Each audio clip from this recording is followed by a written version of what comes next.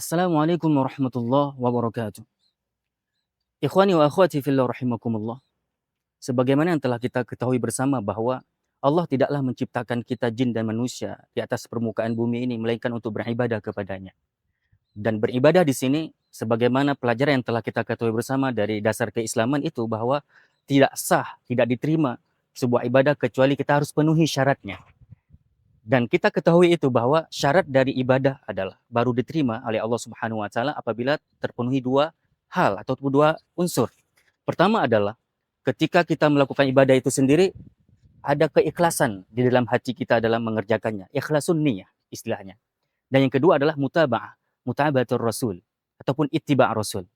Di saat kita menjalankan ibadah itu, melaksanakan ibadah itu, kita mesti kemudian mempraktekkannya, mengimplementasikannya itu sesuai dengan sunnah Rasulullah. Sebagaimana mestinya, sebagaimana Rasulullah melakukannya. Nah, dalam hal ini, contohnya kalau kita ingin kasih ya dalam kehidupan kita seorang muslim ada perintah sholat. Kita ketahui bersama bahwa sholat itu harus kita laksanakan sebagaimana Rasulullah lakukan. Sebagaimana Rasulullah lakukan, yaitu dalam dasar dalil dengan dasar dalil sallu kama ra'aitumuni usalli. Salatlah kalian sebagaimana melihat aku sholat. Nah, begitu pula dengan sisa-sisa ibadah yang lain. Secara umum apapun ibadah, kita mesti melakukannya sesuai dengan sunnah Rasul. Nah, perlu kemudian kita sadari bersama bahwa salah satu juga ibadah yang mesti kita lakukan sesuai dengan sunnah Rasul adalah membaca Al-Quran, bertilawah Al-Quran. Nah, tilawah Al-Quran teman-teman, jangan kemudian kita anggap itu adalah sesuatu yang tanpa aturannya. Ketika Rasulullah ataupun Allah itu sendiri menganjurkan umatnya, menganjurkan hambanya untuk membaca Al-Quran, bukan sekedar anjuran, tapi kemudian kita mesti membaca Al-Quran itu semestinya. Makna semestinya apa? Harus bertajwid, sebagaimana Rasulullah dulu membacanya. Nah, di antaranya kita bisa kemukakan dalil di sini. Ketika Ali bin Abi Thalib radhiyallahu anhu berkata, "Allamani Rasulullah sallallahu alaihi wasallam Al-Quran." Rasulullah mengajarkan aku Al-Quran. Faqala li, kemudian Nabi berkata kepadaku, bersabda kepadaku, "Iqra kama 'allamtuk." Bacalah wahai Ali sebagaimana yang telah aku ajarkan. Jadi ternyata Nabi tidak hanya menyuruh Ali membaca Al-Quran, tapi ternyata kemudian ada anjuran berikutnya, bacalah sebagaimana yang aku ajarkan. Bagaimana Rasulullah mengajarkan Ali dan para sahabat yang lain Al-Quran? Bertajwid.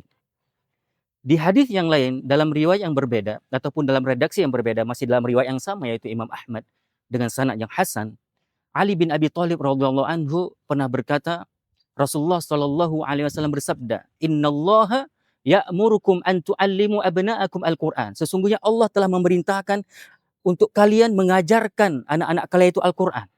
Jadi kita mesti mengajarkan anak-anak kita Al-Qur'an. Kemudian ternyata Rasulullah juga tidak hanya menganjurkan kita orang tua mengajarkan anak Al-Qur'an. Ada perintah berikutnya di sambungan hadis. Apa itu? Wa ya'murukum an taqra'u kama 'ullimtum. Tapi ajarkan bacaan-bacaan Al-Qur'an itu tersebut, ajarkan bacaan Al-Qur'an tersebut sebagaimana aku ajarkan ataupun sebagaimana yang telah aku ajarkan ataupun yang diperintahkan kepada kalian.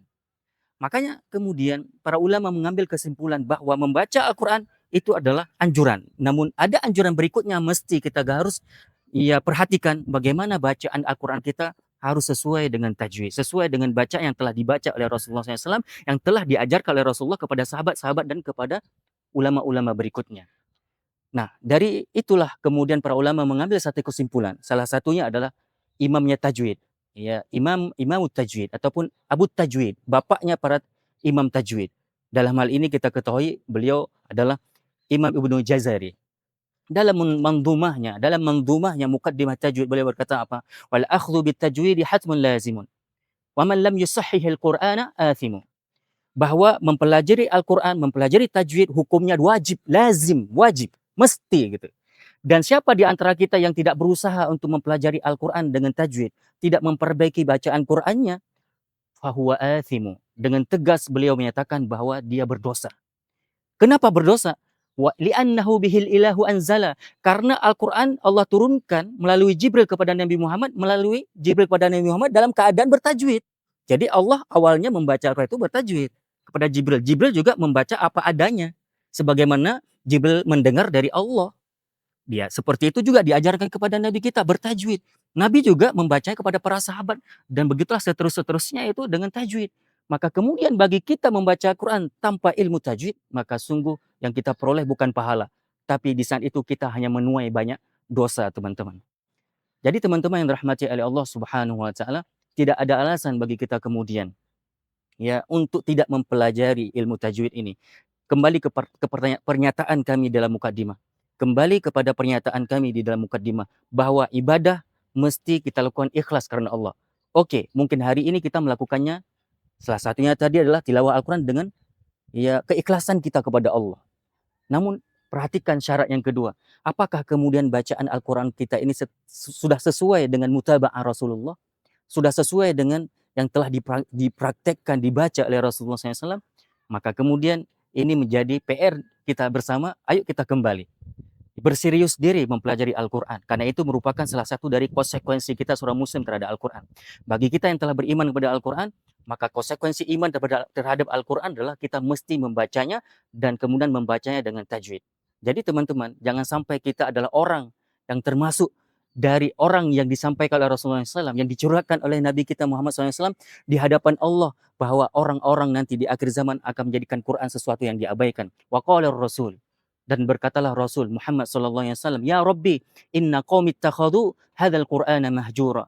Apa yang beliau katakan di hadapan Allah? Ya Rabbi, sesungguhnya kaumku, umatku akan menjadikan Al-Quran sesuatu yang diabaikan. Dan salah satu pengabaian umat Islam terhadap Al-Quran adalah mengabaikan bacaan Al-Quran yang sesuai dengan tajwid. Jadi teman-teman, ini yang dapat kami sampaikan. Mudah-mudahan apa yang kami sampaikan ini bisa menginspirasi para sahabat, para kawan-kawan saya semua, teman-teman semuanya, untuk kembali duduk bersimpul lutut di hadapan guru untuk mempelajari Al-Quran secara musyafah, secara talaki, karena dengan demikian insya Allah bacaan Quran kita akan baik dan benar. Demikian, Assalamualaikum warahmatullahi wabarakatuh.